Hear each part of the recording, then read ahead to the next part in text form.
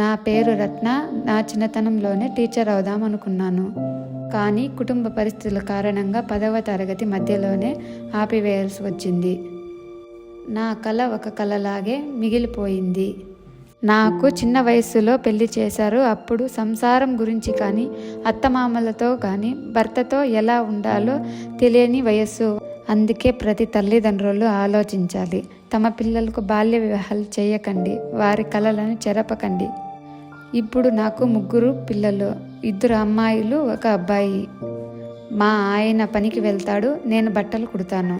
నేను చదువుకోలేకపోయినా టైలరింగ్ నేర్చుకున్నాను. అది ఇప్పుడు నాకు ఉపాధి కల్పిస్తుంది. రోజుకు కనీసం 300 సంపాదించుకోగలుగుతున్నాను.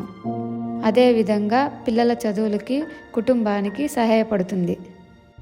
నేను అనుకున్నది చేయలేకపోయానని చాలా బాధపడేదాన్ని. ఆ బాధ నా పిల్లలకు రాకూడదని ఎంత కష్టమైనా చేయడానికి సిద్ధంగా ఉన్నాను. ప్రతి తల్లిదండ్రులు తమ కోసం కాకుండా తమ పిల్లల కోసమే ఎక్కువగా ఆలోచిస్తుంటారు. పిల్లలు కన్న కల మా కలలా చెదిరిపోకుండా వాళ్ళ కల నిజమయ్యేంత వరకు వాళ్ళకు తోడుగా అండగా ఉంటాము. ఆడపిల్లలు కూడా వారు ఏం కావాలనుకుంటున్నారో అది అయ్యేంత వరకు మేము మా వంతు హెల్ప్ చేస్తాం.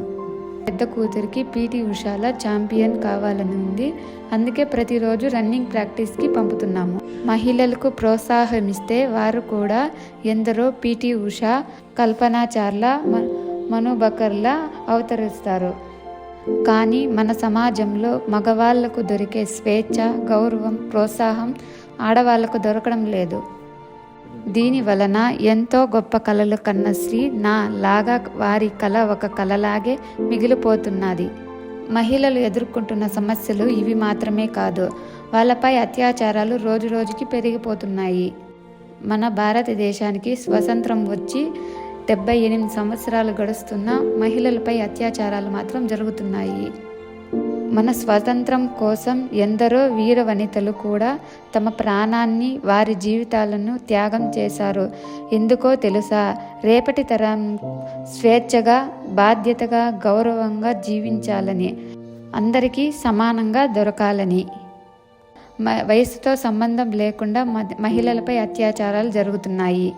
తన బిడ్డకు చిన్న గాయం అయితేనే తల్లి ప్రాణం విలవిలలాడుతుంది. అలాంటి తల్లులకు చివరికి కడుపు కోతను మిగిలిస్తున్నారు. ఇటువంటివి సంపూర్ణంగా నిర్మూలించాల్సిన బాధ్యత సమాజంలో ఉన్న ప్రతి ఒక్కరిది. తల్లిదండ్రులు తమ పిల్లల పట్ల ఎంతో జాగ్రత్తగా, బాధ్యతగా వ్యవహరించాల్సిన పరిస్థితి నేటి సమాజంలో ఉన్నది. తమ పిల్లలు సమాజంలో ఎలా మెలగాలి, తల్లి, తండ్రి, అక్క వారితో ఎలా మెలగాలనే విషయాన్ని తమ పిల్లలకు చిన్నప్పటి నుంచే నేర్పించే విధంగా తల్లిదండ్రులు ప్రోత్సహించాలి. ఏది తప్పు, ఏది ఒప్పు అని పిల్లలకు చిన్నతనం నుంచినే తల్లిదండ్రులు తెలియచేయాలి. ప్రతి తల్లిదండ్రులు తమ పిల్లల పట్ల ఏ విధంగా ఉండాలి అంటే, వారి పిల్లలు ఏ విధంగా అయినా కూడా ధైర్యంగా, మొహమాటంగా లేకుండా తమ తల్లిదండ్రులకు వారి కష్టాన్ని పంచుకునే విధంగా ఉండాలి.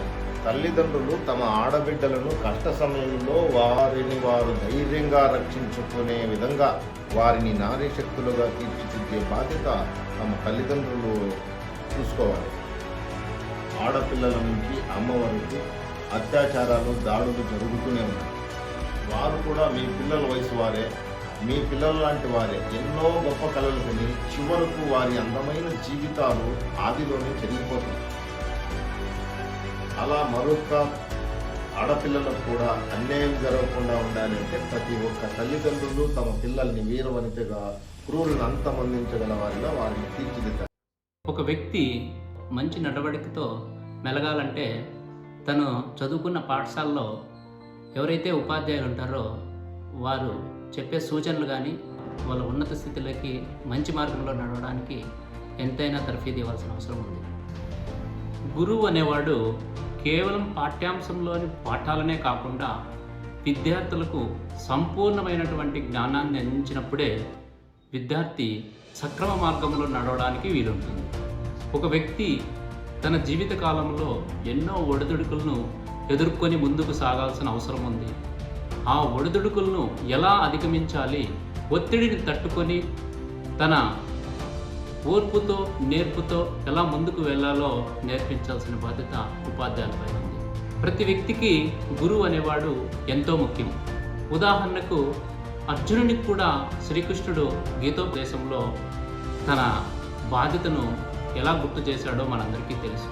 మా అభిప్రాయం ప్రకారము మంచి ఏది, చెడు ఏది, బ్యాడ్ టచ్, గుడ్ టచ్ గురించి పిల్లలకు చిన్నప్పటి నుంచినే తెలియజేస్తే వారు పెద్ద అయినాక మంచి విద్యార్థులుగా అభివృద్ధి చెందడానికి వీలుంటుంది. అదేవిధంగా పిల్లలు కూడా చాలా బాధ్యతగా క్రమశిక్షణతో పెరగాల్సిన అవసరం ఎంతైనా ఉంది. నేటి బాలలే రేపటి పౌరులు. మొక్కై వంగనిది మానవ వంగున అనే సామెత కూడా ఉంది. చిన్నప్పుడే మంచి మార్గాలను ఎంచుకోవాలి, మంచి సద్గుణాలను అలవర్చుకోవాలి. తల్లిదండ్రులు ఎంతో కష్టపడి తాము తిన్నా తినకపోయినా ఒక పూట పస్తులుండైనా పిల్లల చదువు పట్ల శ్రద్ధ తీసుకొని ఎంతో వ్యయ ప్రయాసలు కూర్చి ఎంతో ధనాన్ని వెచ్చించి తమ పిల్లలు బాగుండాలని ఆరాటపడుతుంటారు. అదే సమయంలో విద్యార్థులు కూడా తల్లిదండ్రులు చెప్పిన విషయాలను విని సక్రమ మార్గంలో వెళ్ళి మంచి అలవాట్లను అలవర్చుకోవాలి. మహిళలపై అత్యాచారాలు రోజురోజుకు పెరుగుతూనే ఉన్నాయి. కొన్ని సంఘటనలు ఎంతోమంది తల్లిదండ్రులకు తీవ్ర దుఃఖాన్ని, కడుపుకోతను మిగిలిస్తున్నాయి. ప్రతి స్కూల్లో ఉన్నటువంటి ఆడపిల్లలకు ఇలాంటి సంఘటనలు జరిగినప్పుడు వాటి నుండి వారిని రక్షించుకోవడానికి కుస్తీ, కరాటీ వంటి సెల్ఫ్ డిఫెన్స్ యాక్టివిటీస్ను నిర్వహించాలి. ప్రతి గ్రామాలలో కుస్తీ, కరాటీ లాంటి కేంద్రాలను ఏర్పాటు చేసినట్లయితే ప్రభుత్వం అమ్మాయిలను వారిని వారు రక్షించుకోవడానికి సహాయపడినట్లవుతుంది.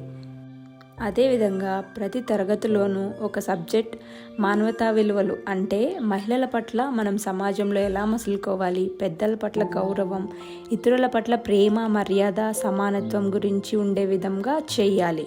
ప్రభుత్వం బాధ్యత తీసుకొని మహిళా హక్కులను, చట్టాలను, వాటిని ఉపయోగించే విధానాన్ని చిన్న చిన్న కార్యక్రమాల ద్వారా తెలియజేయాలి.